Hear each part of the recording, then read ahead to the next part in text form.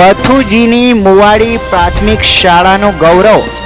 વર્ષ 2022માં યોજાયેલ NMMSની પરીક્ષામાં પથુજીની મુવાડી પ્રાથમિક શાળાના કુલ 4 બાળકોએ મેરિટમાં સ્થાન મેળવેલ છે.